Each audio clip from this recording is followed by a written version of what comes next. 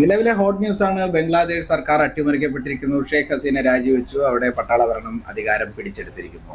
സംവരണവുമായി ബന്ധപ്പെട്ടുള്ള വിദ്യാർത്ഥി പ്രക്ഷോഭം കൈവിട്ടു പോവുകയും അതിന്റെ അനന്തരഫലമായിട്ടാണ് രാജിവെക്കേണ്ടി വന്നത്. അവർ വിദേശ രാജ്യത്ത് എവിടെ അഭയം പ്രാപിച്ചിട്ടുണ്ട് എന്നാണ് പറയുന്നത്. ഇതിനു മുമ്പും അവർ ഇന്ത്യയിൽ വന്നിട്ടുണ്ട്. അതുകൊണ്ട് അവർ ഇന്ത്യയിൽ ഉണ്ടാകും എന്ന് സ്ഥിരീകരിക്കാത്ത റിപ്പോർട്ടുകളുണ്ട്. ഭരണങ്ങൾ പട്ടാളം അട്ടിമറിക്കുന്ന സംഭവം ഇത് ബംഗ്ലാദേശിൽ ആദ്യമായിട്ടല്ല, നമ്മുടെ ചുറ്റും നടക്കുന്ന രാജ്യങ്ങളിലും ഇത് ആദ്യമായിട്ടല്ല.